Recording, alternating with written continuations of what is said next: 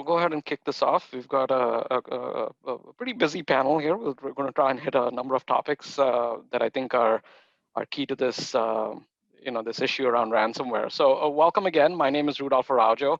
I'm the VP of Marketing here at Awake Security, and I wanted to thank you for joining us today on for our topic, CISO Perspectives, Preventing Ransomware While Preparing for the Worst.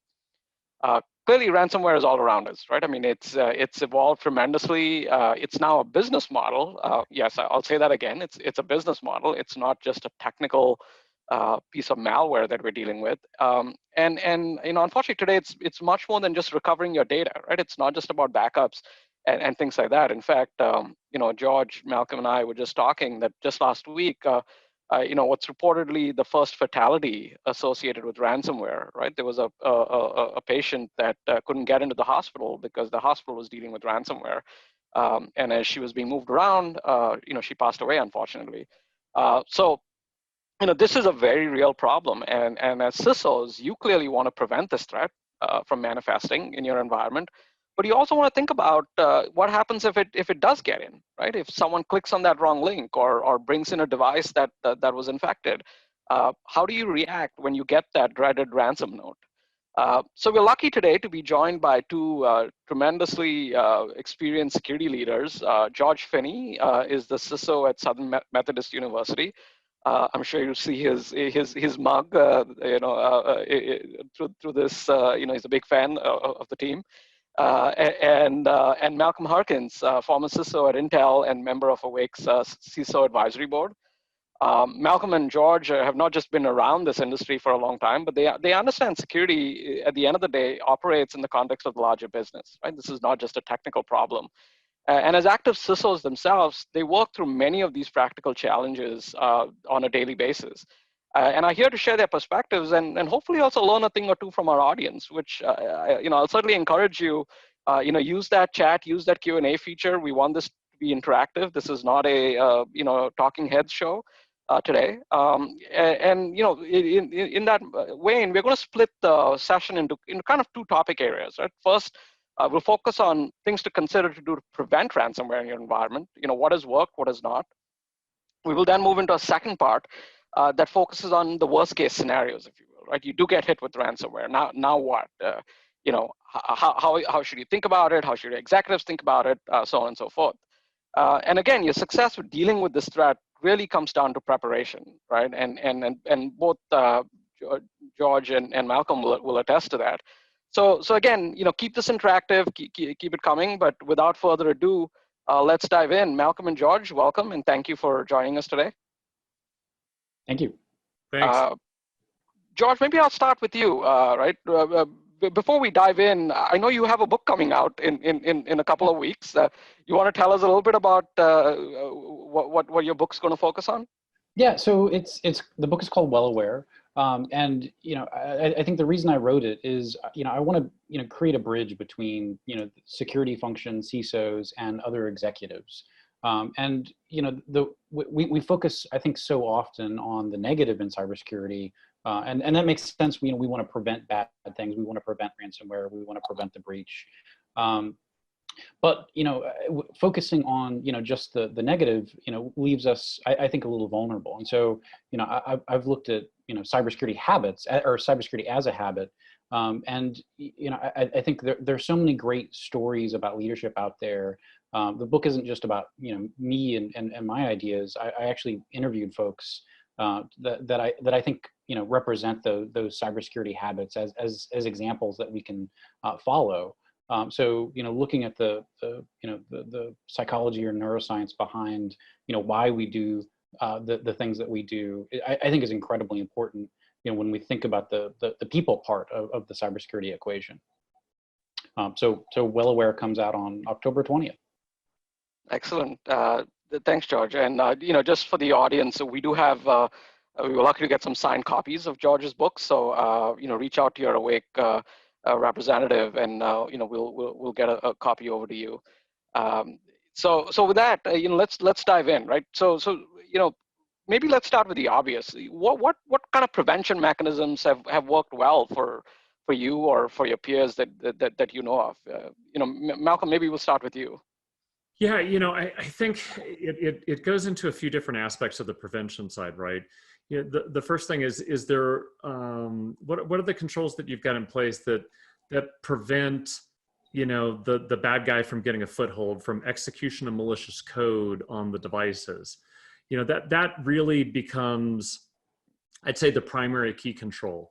And certainly, you know, my time from Intel and when I transitioned to Silence, you know, that's part of the reason why you've seen, you know, the Silences, the Sentinel-1s, the CrowdStrikes of the worlds gain a lot of traction, because the efficacy of that control is substantially better than traditional AV and in the signature-based things and all that. So in many cases, that being a first key control. But then since you can't eliminate risk, right, you have to look at other mechanisms, right, in the detection and response space, because the earlier you can detect something, you can minimize the damage and the sprawl that it might create, and limit it from getting, you know, from one system in the lateral movement to others. And then the other aspect of the ransomware is obviously, you know, your backups and other secondary systems and stuff like that. So that way, even if you know, do get impacted, you still have some level of, even if it's degraded mode operations, your business or the business processes can still function in some way. So you have to look at it, you know, grossly in those areas. How do you stop the foothold from you know, taking place and get efficacy at that level? How do you detect it early enough should something occur, so that you can, again, minimize the spread and sprawl of it? And then should something bad happen, how do you respond and recover in a way that your organization and business functions are still operational? Yeah, I think that's a great way to kind of lay it out. And maybe if you break that down, George, do you want to maybe weigh in on kind of that early detection aspect of it? You know, what's the value been to you? What's your experience been, et cetera? You know, I love, you know, talking with Malcolm, because we were a Silence customer. And, you know, I hate to, I mean, I don't like to, you know, play favorites with vendors or whatever, but, you know, we had the Microsoft endpoint product before. I mean, we were seeing 20% of our endpoints every year get malware infections. I mean, huge numbers, you know, and it's not just the time that it takes IT to respond. It's the downtime for end users. I mean, that evaporated overnight, almost, I mean, entirely. So that, you know, if we were getting 1,000 endpoints a year, it might have been single digits, you know, the following years. You know, and I mean, we still see, you know, bad stuff coming in, but, you know, we're blocking command and control networks, you know, at our firewalls. You know, we're trying to escalate our game around, you know, phishing. We know that's a large percentage of how the folks get in. And, you know, again, you prepare, you have to have backups, right? So if there ever were an incident, you know, we want to be able to roll back. You know, of course, we started in our data center. You know, now we're backing up all desktop clients. So, you know, you've got to have, you know, kind of an understanding of the threat landscape, and then, you know, back out and make sure that every part of your, you know, infrastructure is instrumented to both protect, as well as, you know, detect and mitigate. So, you know, finding our blind spots, I think, has really been, you know, kind of my, you know, call to arms. You know, what else is there out there that we aren't getting, that we're not seeing, that, you know, because once we see it, we can start to do something about it. And I think that's been a good approach for us. Yeah, no, I think you make a good point. I think FireEye put out some research that said on an average, ransomware takes about, you know, 3 days from initial infection to, you know, you're starting to get the notes, right? And you know, 3 days is not a long time, but 3 days is kind of an eternity in security too, right? So I guess, Malcolm, you know, you talked about kind of that lateral movement. I mean, that seems to be one of the key ways to kind of minimize the impact, right? I mean, like you said, it's not about eliminating risk entirely. What have you seen there? Well, the reality is you can't eliminate risk. You can't eliminate it physically. You can't eliminate it when you invest financially. I mean, there's no risk-free anything, right? Walking across the street isn't risk-free, right? You know, I might get hit by a bus or, you know, whatever. So you can't eliminate risk. So you always have to be prepared with the highest efficacy detection and response. And like you said, 3 days seems short on the one hand, But on the other hand, I mean, think about it. And George, you probably have this experience. How quickly can you patch systems? I mean, I could patch 100,000 systems at Intel in under a day, right? And you think of how quiet and slow. I mean, the bad guys actually have the software deployment mechanisms better than the commercial software deployment mechanisms, considering the sprawl they can do and how quick they can do it, right? And invisible to the user experience. So they understand that control friction thing. So they can pivot quickly. And if you don't have the ability to sense the lateral movement, interpret what it means, and then quickly take actions, you're dead on arrival. Right, you will be owned in a second, and you will not be able to be on top of it. But if you have instrumented yourself well enough across the environment, you can, and you have a quiet enough environment because your endpoints are solid, right? And you've got the right advanced, network analysis and tuning of that stuff. You'll spot the micro movement quickly, and then be able to take action on it. Before it becomes a significant or material event. Well, and that risk analysis, I mean, 10 years ago, we were doing a different risk analysis, right? So with patching, we'd spend days or weeks on regression testing with different OSs, and, there's a lot of variety in our higher ed environment. Today, it's a different risk calculation, right? We know the disruption that ransomware could cause. And so I think we're more aggressive with patching, because, well, maybe patching has gotten better, maybe there's less of a concern, but overall, right, the issues we're going to deal with, with interoperability, those are going to be a handful of cases, and that's, I think today that's easier to deal with than losing all your data, or exfiltrating your data, or what, whatever the case might be. So, I think, again, that risk analysis is not going to be static. It's going to continue to evolve as things change. Yeah, and we've got actually a kind of relevant comment coming from the audience, right? So one is George. People are really appreciating your I see that. Yes. your tribute wall there behind. So I don't think that's got anything to do with ransomware, so maybe we'll move on. But the other thing I think is EDR that you pointed out is clearly leaps and bounds over kind of the first generation or earlier generations of endpoint security, right? But kind of two-part question, I guess. One is, what about the devices that you can't drop EDR agents on, right? I mean, we've even seen ransomware targeting, IoT devices, operational controls, things like that, right? So that's kind of part one, and then we'll go to part two later. But Malcolm, any thoughts on that?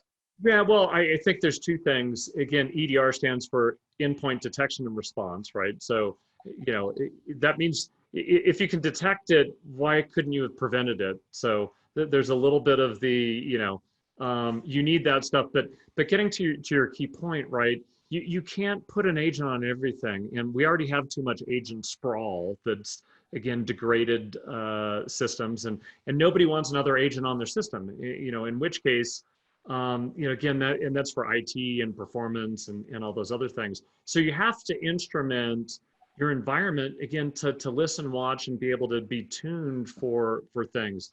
Again, you've got, if in a factory environment, even if it's not IoT, factory equipment that's Windows-based or a Linux-based system that's connected to a network that could be ransomed, right? Or used as a pivot point.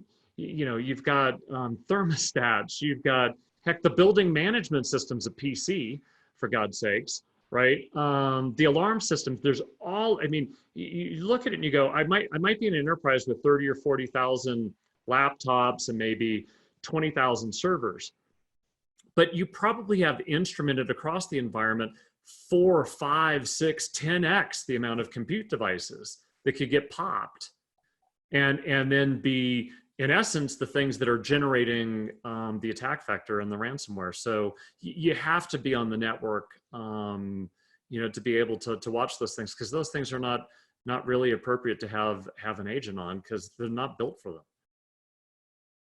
And talking so much about instrumentation, I mean, I think there's only so much success that you can legitimately expect to have with a kind of system to do correlation You know, I mean, we have an MSSP, and you know, I mean, again, finding everything is a challenge. You know, so you end up with tool sprawl, and you know, I mean, things like Microsoft ATA isn't a. I mean, it doesn't catch everything, but the things that it does catch, it does really well at. But you know, you're still limited to the scope of what your tools can give you. And you know, so you know, going back to Voltron for a second, you know, I think the reason that you know I'm a fan of Voltron is because it's not, you know, it's not one person, right? It's a team working together. So you know, partnering with infrastructure, partnering with, you know, your app developers to do secure code, you know, you have to build in that instrumentation, you know, collectively throughout IT. And you know, it's not just one, you know, one security instrument. You know, it's, you know, sometimes we find sysadmins that are, you know, that are just deep into looking at logs, and they're spotting things. Or hey, I heard about this you know, crazy new tool that my weird vendor has. Do you want to check it out?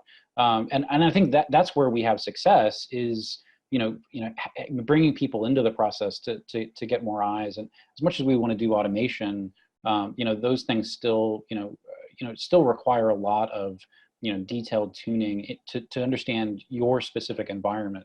Because, you know, mine, you know, I've got weird stuff in higher ed that not everyone else on the call probably has. So, you know, I think it's a really delicate balance. Well, I guess I was wrong when I said there's no Voltron connection to ransomware. You know, we did find a connection. So, but it's actually a good segue into the second part of the question from Anthony, which is, what about continuous education, right? So the users, you know, are clearly, you know, vectors, you know, or potential vectors. Uh, George, you kind of touched on this earlier when you talked about phishing training and things like that. You know, clearly, I don't think it's sufficient to only focus on the user, but you know, what are your thoughts there? And Malcolm, I know you feel very passionate about blaming the user, so I know you're going to want to weigh in as well. I mean, obviously, you know, you don't write a whole book about, you know, security awareness, you know, if you're not passionate about it, right? And you know, I think in security, we spend so much time thinking about technology. You know, we haven't, I think, done the work yet of really understanding the end user and their perspective. And you know, I think, you know, in a limited sense, you know, relative to at least, you know, simulated phishing. You know, we kind of lament security awareness training that it doesn't work, but I've found that it actually does work, right? So in terms of recognizing red flags, you know, our users are able to recognize red flags, and we know this because we've looked at time of day, and you know, in the mornings, people are 10x times less likely to click on a phishing message than in the afternoon. It's built into our biology. You know, understanding and working with users to understand when they're most vulnerable and why they're most vulnerable, I think is huge. But it's also about, you know, bringing their, you know, their healthy habits into play. You know, I don't think we can, you know, we tell people to not click on links, or we tell people to you know, not write their, you know, password on a Post-it note, right?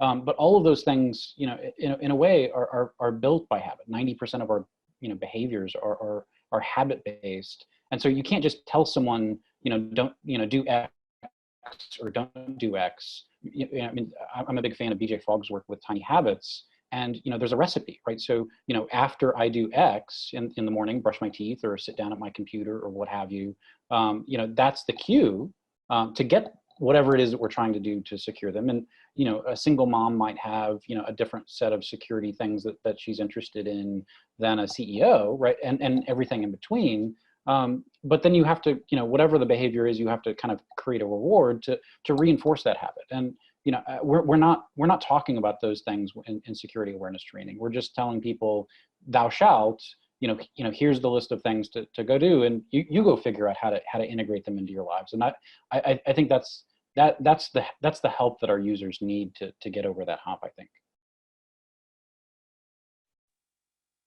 Malcolm, your thoughts on you know, the Yeah, user? you know, it's interesting, right? I think the hackers have the user experience perfectly dialed in. They know how to entice people to click on something. They make it light and easy so that you don't feel it until, you know, the detonation occurs. And I think and this is where I agree with George. I'm a big believer in continuous education. In the early 2000s, back in my Intel days, I was probably one of the earliest ones spending millions of dollars on my employees and trying to train them and stuff like that. And there's some thou shall not that you need to do, but at the same time, to George's point, we don't understand the user experience. And you go, why does the user write down the password?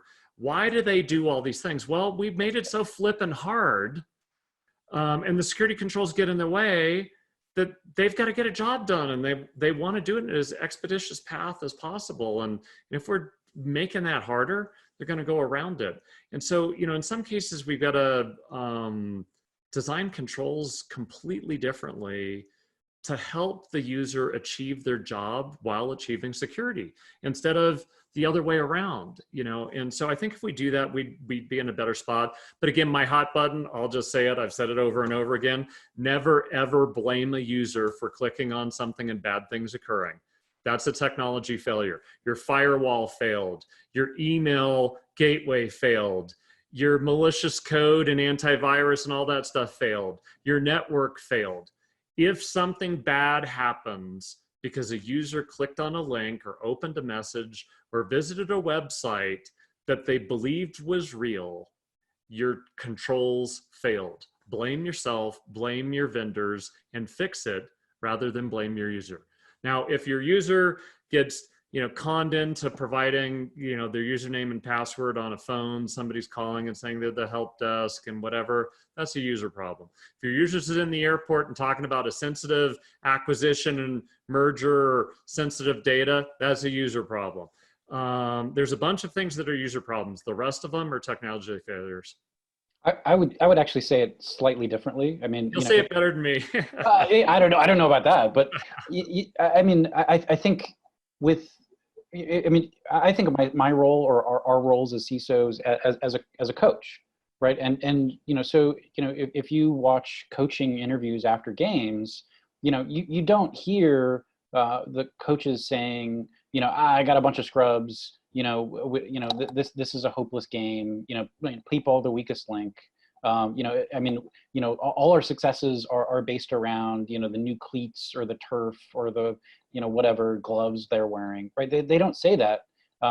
They say, we played a good game, the other team was better that day, right? Those are the kinds of things that you hear. We're not playing the role of coach. Again, we're blaming the players. And would players want to play for a team with a coach like that? I don't think so. Hey, Georgia, I think you're totally right. Actually, this morning I read the news every morning before I go to the gym and when I get back. And ISC2 study that came out this morning that was in the news said most workers are not interested in switching to a cybersecurity role, right? Why is that? Well, if they're constantly getting the crap beat out of them, not only by the bad guy, but their management, why the hell would you want to play on the team, to your point, right? And the coaches, what do? They go back to the game reels. They watch and they go, hey, you pivoted right when you could have turned a little bit left.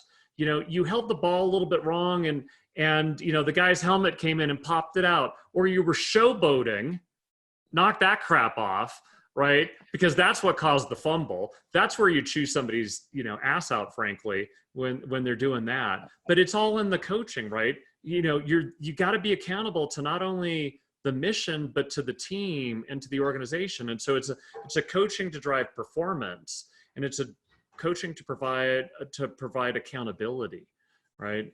Not blame. I was commenting on LinkedIn last night on simulated phishing with some random thread with a bunch of strangers. But there was this comment like, well, the bad guys don't have any rules to play by, so we should send the hardest possible phishing emails, and regardless of being tone deaf about what the message is or what the company's doing. And that's right. The bad guys don't have rules, but we're the good guys, and the good guys do play by rules, because for us, we're not trying to be the bad guys. We're not trying to show how smart we are. We're trying to change security outcomes. And, you know, I'm not aware of any research studies that suggest, you know, yelling at people improve educational learning outcomes. You know, everything I've read is the opposite, right? So, you know, I mean, I think we're here to motivate people and to get people on the team. Yeah, you know, and you mentioned rules. You know, again, yeah, we play by rules, but you know, Rudy, you've heard this from me before. Risk management's a contact sport, and the only rules that I play by are the ones that are legal in nature and then ethical in nature. And other than that, if I don't like the rule and I don't like the way in which the game's played, I change it. And as long as I'm not violating a law, doing something unethical, I don't care. I'll change the rule, because that's the only way to not be hamstrung, Right. and to compete on that battlefield. Yeah, you know, I thought that was actually a positive story a couple of weeks ago. I'm sure you read about the Tesla employee, right? That was attempted to be bribed to deploy ransomware, and you know he clearly did the right thing and got security probably involved and law enforcement involved. So there's definitely a place for I think for awareness and training, and I'm sure that was probably part of the training program. That hey, you see something, say something, kind of thing. So one kind of segue from that we've had a couple of questions come up is kind of the continuous validation stuff, right? Like I've heard of in talking to customers, hey, we map everything to MITRE, we see where our gaps are, because ransomware typically tends to take advantage of multiple stages. Any practical tips, advice there from either of you? For me, I like the whole continuous validation. Obviously there's the traditional penetration testing stuff people do, but again, you're throwing bodies at it. I like a lot of the stuff in the breach and attack simulation, because you can run that stuff, rattle the cages in a much more effective and efficient fashion. But I do think that we have to do a level of continuous validation, just like we have to do a level of continuous education. Yeah, because it keeps us fresh. It keeps us, controls deteriorate, right? Changes get made, mistakes get made, and it's the best way to stay kind of in shape, right? Using a training analogy, and stay on your toes and be alert. I know, Malcolm, you've said this before. I think it comes from Wendy Nather. I mean, there's a poverty line in security. So continuous awareness. I think I wouldn't say to a small business or a medium business even, that's the first thing you have to do. Obviously, it would be great, but I think there are probably a lot of other things that you probably need to get to first. So if you're strapped, mapping to an industry framework is a challenge, right? You've got to have dedicated people to that. And again, I go back to the beginning of the conversation. If you're resource constrained, focus on prevention first. I mean, I know there are folks out there with huge teams of incident responders that are doing threat hunting constantly, and I mean, we're higher ed. I can't possibly match that. So and I think we've had to understand enough about our business to focus in other ways. So this is kind of a good segue as we start to move into the second part of our agenda here, right? But one maybe last topic that almost straddles the two is kind of preparing, right? And Malcolm, you just touched on this, and I'm curious, tabletops, how do you engage the executives? Because this is not just a technical decision, right? In terms of, hey, yeah, I'll just restore from a backup, or I'll just pay, use my private Bitcoin account and pay it off. I mean, it's not as simple as that. I mean, have you guys tried kind of simulating some of this stuff beyond just the phishing in terms of actual, involving the executives and things of that nature? What are your thoughts there? Go ahead, George. So, oh my gosh, yes. If you're not doing tabletops exercises, I mean, that is, I think, one of the best ways to get executive engagement, to hear, I mean, for me, I'm, selfishly, I do them to measure my own processes, to find, gaps where, okay, well, we went through the scenario, but, really, I think, stage 3 of the incident response process is lacking. People didn't understand it. But, also at a higher level, you know, for your executives to be able to see, you know, where your weaknesses and strengths are, you know, that's huge. That helps you, you know, make the case for funding. You know, that helps you, you know, build relationships with all of those other folks. That helps you, you know, when you do have an incident, to be prepared. So you've walked through those processes, and people don't, you know, in a stressful situation, you know, we know that, you know, your cognitive functions start to narrow and shut down. Practicing all of that, drilling beforehand, again, going back to the coaching analogy, you know, those drills are incredibly valuable. I wish that, you know, you know, it's hard to scale a tabletop. So, you know, you kind of have to pick your battles, but I wish that I could do tabletops with every single employee that we have, and run, you know, practice scenarios, you know, at least once a year, but, you know, maybe even more often than that, as a part of our regular, you know, education process. And Malcolm, before you chime in, as someone who sits both on boards and kind of has kind of an operational role, right, and advises boards, I'm curious, how receptive have the executives, especially the non-technical executives, been, you know, over the last, let's say, 6 months, year, 2 years? I think it's been dependent upon the organization. I'd say most of them are receptive to it. You know, the board side of it really just becomes, you know, the board's role is governance, right? And so it's more of you're demonstrating to them that you understand it, and there might be in some extreme situations where the board is a validator of a policy or validator of the approach, but by and large, their job isn't to make decisions around this stuff. But getting back to what George said, you know, again, it's a if you're not on the field practicing your plays, how are you going to play the game, right? And so I've always taken an approach to drill in the extreme to be prepared for the ordinary. I mean, I don't care if it's logical, physical. Heck, years ago at Intel, we did a 40-hour follow the sun drill with solar flares going off as the sun rose that was disrupting communications, electrical grids, satellites, travel. And we had every site emergency operations center phone in. We had every business unit activate their BCPDR. And I didn't know the scenario, neither did the rest of the corporate emergency operations center. So we were getting drilled as well, because we had some really sharp guys. I said, full bore, all out, crazy as you can go, right? 6 months later, the volcano in Iceland erupted, and who would have thought that? And it disrupted air travel and a bunch of other things, right? But because we drilled in the extreme, we found some supply chain things and some communication frailties that we tuned up that helped us for a volcano eruption, for God's sakes, right? So I look at it and I go, I don't care if it's physical or logical. And I would tell you that the physical side of events, again, look at COVID-19. If the security team and the IT team's not engaged in those, shame on you. Get engaged in those. Get the physical teams engaged in your logical events. Go crazy with it. And getting back to preparation, predefine and think about, do you pay or not pay, under what circumstances? You know, those should be relatively thought out so that the playbook is there, and then you're just going through the checklist so that when you're in the emotional state, you're not making a knee-jerk reaction. You're following a directional prescriptive plan that's adjusting in the moment rather than figuring it out on the fly.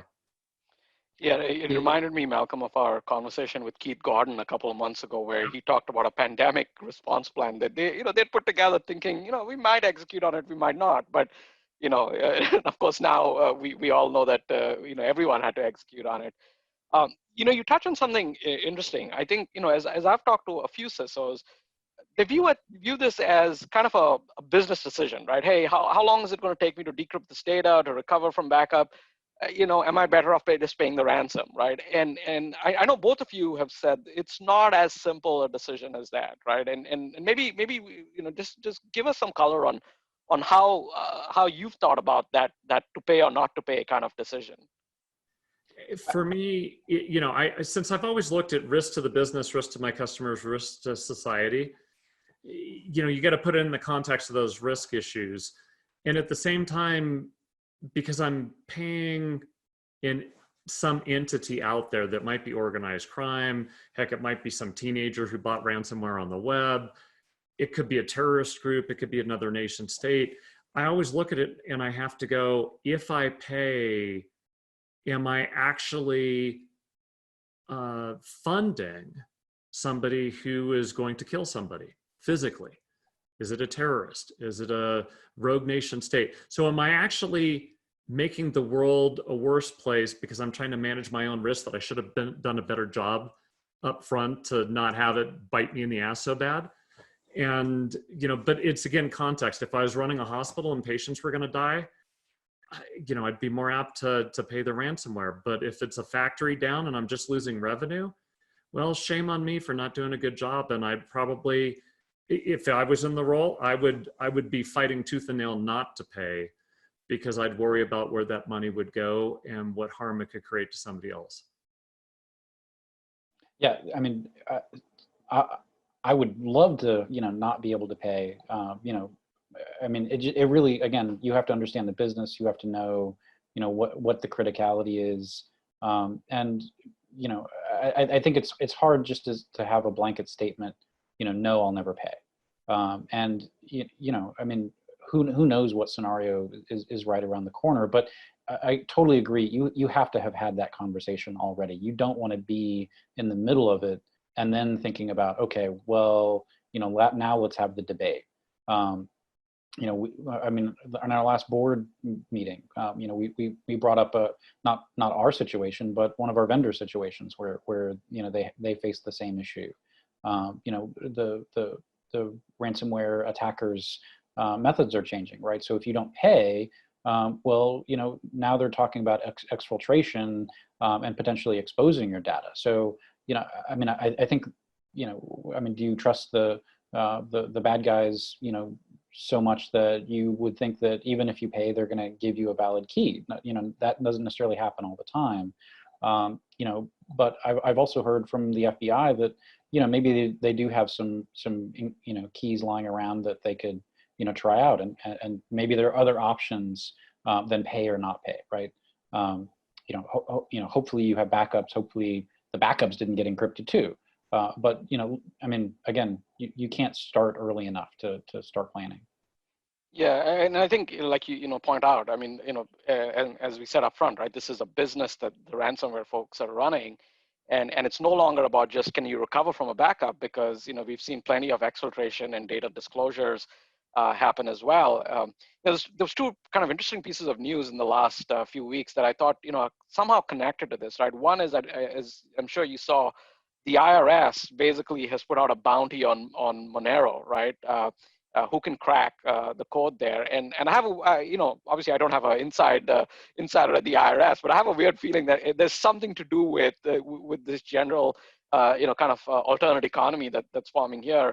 And then the other, you know, and Malcolm, I think you brought this up in our last call. You know, the Joe Sullivan case, right? I mean, is that a case of you know, ransom in a sense? It wasn't traditional ransomware clearly, but you know, either of you want to weigh in on those pieces of news? Yeah, you know, it's interesting, right? So you think of the physical realm, kidnapping and ransom, right? Logical realm, we're seeing the equivalent of kidnapping and ransom, and the question just becomes, what's the implications? Is it I've locked your system, so therefore I've got the availability risk? Is it I'm going to release your data, and so therefore you have the confidentiality risk? The other one that we don't talk about that I'm sure has happened and just people have swept it under the rug is the integrity side. Because if they own your systems, how do you know that they haven't played with the data, right? And so, you know, that's another angle on it. You know, getting back to the Joe thing, you know, I've known Joe a long time. I trust him as an individual. I respect him completely. It's a tough spot. I don't know all of the circumstances. I've certainly read the complaint against him. But you know, again, it's a tough call. But I think in those situations where you might have an external person who is maybe access the data, maybe seen it. The question is, did they really take it? Is, you know, what's the implications of not seeing the forensics of it? You know, it's I'd say likely that he was doing the right thing for the company and the organization, but I don't know the full context of the stuff. But it does start to create an interesting predicament, paying bug bounties, paying ransoms, and stuff like that, and potentially the personal liability for chief information security officers, chief security officers that are a part of that decision-making process, since they're the accountable party. Yeah, and in some jurisdictions, paying ransom is illegal, right? I mean, depending on how you operate globally. So, well, again, you might be funding a terrorist, right? Right. Or funding a rogue nation state. And if again, which gets back to how much due diligence do you need to do before you make the payment to make sure that you're not doing that, because you might actually be creating a criminal or other liability issue with the payment. And is the average CISO in that deer in the headlights moment really equipped to do that due diligence, right? I mean, George, what are your thoughts there? I would say, from my perspective, I've got a relatively small team. We've got certainly partners, that help us out. But knowing the specific threat actors that are operating against us, oh my gosh, I mean that I think is really beyond most higher ed capabilities today. So if you're a small to medium enterprise, if you're higher ed, if you're a nonprofit, man, I don't think you have the capability to go out there and say, yeah, this threat actor, we really think that it's a kid in the basement versus this is organized crime based out of X country. And I wonder, I mean, the IRS thing is really interesting because I mean, we didn't say this in the beginning. I am an attorney. I went to law school 10 plus years ago. But most crimes, I mean, when the government can't get you on an actual charge, what they bring you up on tax evasion. Al Capone, right? Yeah. So so when you think about Monero or Bitcoin or whatever, tracing those things, I mean, is that really what the IRS is interested in? Is that going to become a new way of creating liability or exposure? Because they can prove financially you receive money or that you paid a bribe. Those are I think kind of real legitimate long-term concerns that we absolutely have to figure out. Yeah. Hey, well, and getting back to preparation and to this question, it's also really critical for the security organizations to be well engaged with their legal team, and perhaps have outside counsel expertise for some of this stuff, as well as, again, in preparation. What are your relationships with law enforcement? Do you have any? Do you know who to call? Do you know how to call? Do you know when you would engage and when you wouldn't engage? Those are all things that you could scenario play ahead of time, again, to be better prepared if you needed to be. And sometimes people fail to do that. And I'm a big believer in law enforcement, but I can also tell you at times from my prior experiences that sometimes engagement with law enforcement would have complicated things. And so, that's again, the head of security, legal, and if you have a relationship, you can have an off the record dialogue with the appropriate law enforcement, so that you can, again, get coaching, right, on navigation of things, without, fully go down that path if that's the appropriate thing to do. Well, and occasionally we'll actually invite law enforcement to participate in our tabletop exercises, right? So our FBI liaison, SMU has a presidential library. I think we've got a really good relationship with FBI and DHS because of that. But that's something that they will do for you, even if you're not a university with a presidential library. And DHS, last year they actually hosted our tabletop exercise for us. So they created, we didn't bring in an outside vendor to do that occasion, and they wanted to test a blended exercise, right? So not just a cyber incident, but a cyber / physical attack against the university. So I think law enforcement can definitely bring a lot of resources to bear to help you. And again, bringing your partner agencies in, local law enforcement, as well as, I mean, for us, we had, our care flight, airlift company as well, right? We had, other, county or other agencies that we might partner with. So, building those relationships up front, you don't have to invite them to all of your exercises, but, it certainly, goes a long way to figuring out what that collaboration with your partners, can be like, when you do need them. Well, and you could do the same thing with people in your same industry, right? Because you're not competing with your market competitors on this stuff. The companies compete on products and services, right? So I always have maintained good relationships with my peers, even in the industry, in competitive quote unquote companies.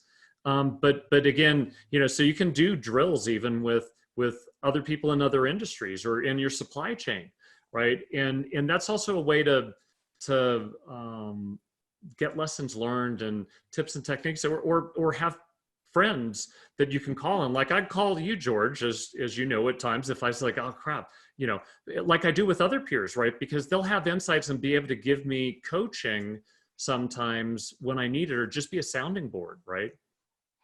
Yeah, it was interesting. We were involved with a tabletop exercise that we were helping a customer with recently.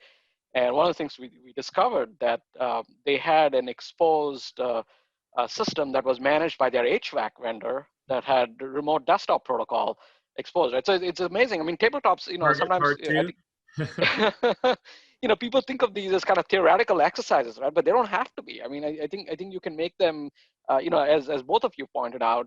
I've heard some good things of people that have worked with their local InfraGard chapters, as part of that, et cetera. So there's kind of one other topic I wanted to, on the whole topic of preparation that I wanted to get into in the time we have left. But I don't know, one more quick press plug and see if you can react to this. But there was a software company that just this past week disclosed a ransomware attack, and they were compromised, I believe, in like April or May. They paid the ransom, and they're only disclosing it now. And they took an interesting strategy. They actually marketed the fact that they paid the ransom as, look how much we care about security. We paid ransom, right? And I don't know, the security person in me kind of cringed at that. But any quick thoughts on a strategy like that? Stay away, or it sounds like an interesting idea? Well, so I think my perspective is you have to look at the potential materiality of it, right? If they had to disclose it anyway, so you think of Sarbanes-Oxley and if it's material event and stuff like that, and a lot of public companies are sweeping this crap under the rug as long as it's not a data breach, there's privacy. And as long as they can hide the material implications of the revenue hit or whatever, they're sweeping it under the rug. In some cases, if it hits a threshold enough, they're forced to disclose. So that was probably a situation that they probably had to disclose in accordance with some regulation, and they decided to try and make lemons out of lemonade, or lemonade out of lemons, right? And try and do it. Whether or not it's successful for them, I don't know. I don't know that I would market that I paid ransomware, but that's just me. I probably also would not market that we paid a ransom, but you're right on the money, right? I mean, when you look at state data breach privacy laws, right? There's always the get out of jail free card if you've encrypted your data, and by definition, the ransomware encrypts the data. So is it going to hit that threshold? Well, probably not. You probably need to do some investigation to find out if there were any large data file transfers or whatever before you can say that. But there's that fine line in cyber legal world about what the definition of a breach is, and if it's only exfiltration, then I mean, to Malcolm's earlier point, what about integrity? I mean, if someone were to break in and change all of our students' grades to A's, well, that's one thing. If they choose to make them all F's, that's in a way even worse. But I mean, I've thought about like, oh, well, what if we just had in a way a kind of denial of service attack where we had fake applications and where we're inundated and we couldn't, we couldn't respond to all of the real students. And integrity, again, I think we need to think more, more about holistic security and less about, compliance, check in the box. It meets this narrow definition. Because I don't think we get better unless we're transparent and open about our challenges. And again, to Malcolm's point, I mean, I talk a ton to my main rival down the street, TCU, or Baylor, right? And we have great relationships, even though ostensibly our universities are direct competitors, and we go head to head, and we have these fun special games or whatever every year. But those are some of the lessons that we've learned.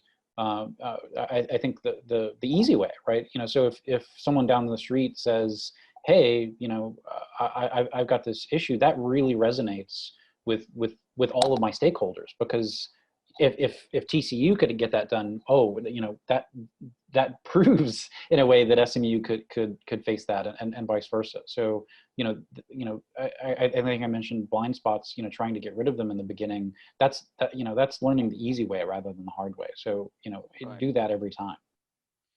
So kind of last topic on this thing before we kind of wrap up, right? Insurance. I mean, I've heard people talk about cyber insurance as a strategy here. Look, I mean, insurance is one of those things, do I get, insurance? Do I not get insurance? What are your, quick thoughts there, maybe in a couple minutes? I'm personally super conflicted about it, because I've never talked to a CISO that said, oh my gosh, I love my insurance, package, right? What I hear from everybody is, over the last 5 or 10 years that I've had it, if I'd invested that money in other technologies to improve our security program, that would be a real lasting, investment versus something that, that's more speculative. Although, I mean, I think there are good, cyber insurance programs out there. They offer free training. If you have a large enough policy, they might be willing to come in and help host a tabletop exercise for you, or, or other things. So I think there's value in it. But there, there are no actuarial tables today that say, here's your risk of breach, and that's how they're going to underwrite your package, your fees. There's nothing that says, I mean, I don't know. I filled out the forms every year, and there may be 2 or 3 page long, security assessments that go along with cyber. I definitely don't think it's mature enough yet to say, yeah, this is table stakes. But I mean, I do recognize that is a way of managing risk, and I hope it gets there. Yeah, for me, I'm fairly similar with that. I mean, I've looked at the cyber insurance stuff starting 12, 13, 14 years ago, when it was just starting, right? And it's still the wild, wild west of it. And, but I think at the end of the day, I haven't necessarily seen any real benefit out of it per se. I do think there are some insurance companies, though, that are adding what I'd say acumen to small and medium businesses, organizations that have less sophistication understanding this, that helps them up their game, right? And stuff.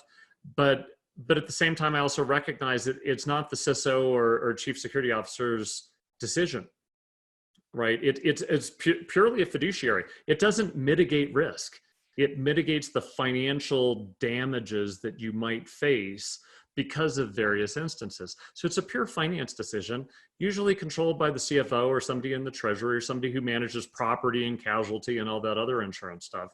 Now, the other thing that I'm a jaded person, as I think both of you know. Be cautious of the security companies that are partnered with the insurance companies and offering that stuff, because it's a profit motive on both sides of it. And so you might be getting sold a solution or encouraged to buy a solution from an insurance player, and they're getting margin off of that to then create a coverage for you should you get popped. So don't necessarily buy into that strategy if there's a strong partnership there and people are doing that, because there might be money being exchanged, in which case they might be really sub-optimizing your risk posture for their own profit maximization. Yeah, just to add to that, I mean, every cyber risk insurance policy I've read will have a list of approved vendors, right? So you can only go in network to get your services, and that's a challenge if you've got existing relationships. That's a challenge if you just don't like those vendors or don't trust them, Or the tool isn't as good.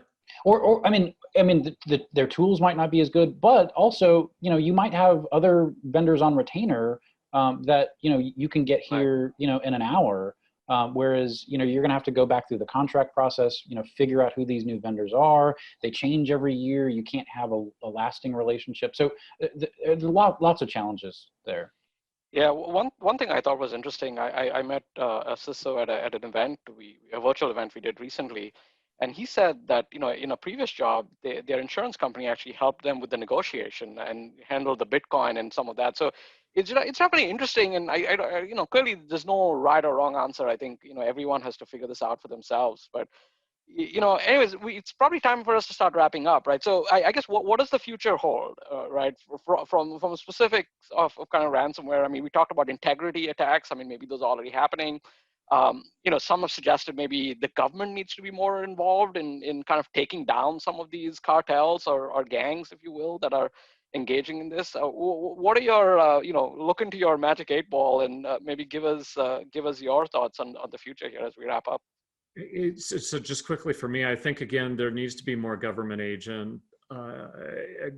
focus on driving again the hopefully deflecting people from doing this, taking them down, incarcerating people, prosecuting them.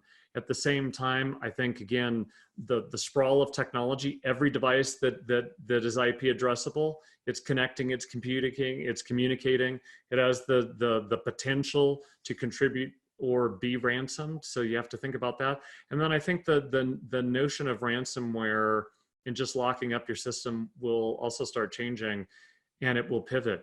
Again, I could extract a Bitcoin toll by owning the home system of an executive of a large company who happens to have, let's say, photos or videos or things that might be embarrassing, and blackmail them. What's the difference? And why not pivot to their home systems and people that are in critical roles in order to extract the toll rather than ransoming the corporate environment? I mean, to be honest, that would be frankly easier. If I was looking to do it, that's probably what I'd be doing, to extract a Bitcoin ransom, because it would be cheaper and easier than going after a company. I mean, I think that's spot on. We know their business models have been evolving over time, and they're going to continue to find ways of, further exploiting us. And, I mean, I would hail the person at Uber that turned down $1 million, to protect the company. As a business strategy, I don't think you can expect to do that every time. And, again, I got to believe that there was a reason why that particular individual was targeted, and they're going to continue to say, okay, well, didn't work with this person, but let's move down the road. I mean, if we know that that's happening already, to Malcolm's point, what if they start leveraging other systems, right, to get further into your network, to get deeper, so you can't get them out. I mean, we know, cryptojacking, is not necessarily as sexy as ransomware, but, certainly it's making a lot of people, good money, and it's not,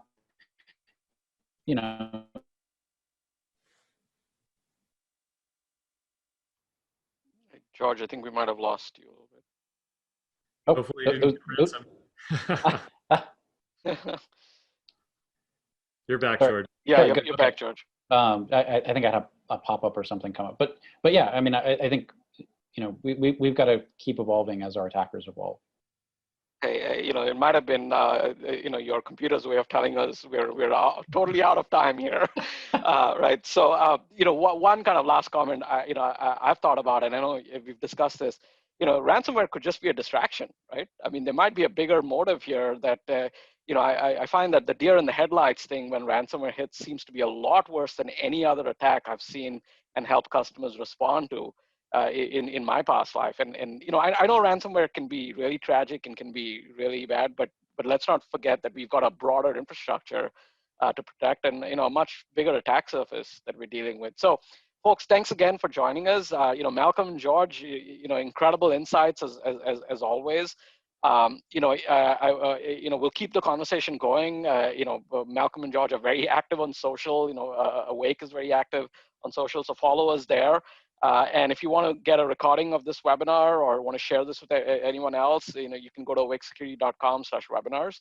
And we hope you join us on, one of our future webinars as well. Again, thank you, everyone. Thanks, George. Thanks, Malcolm. And everyone have a great rest of the day.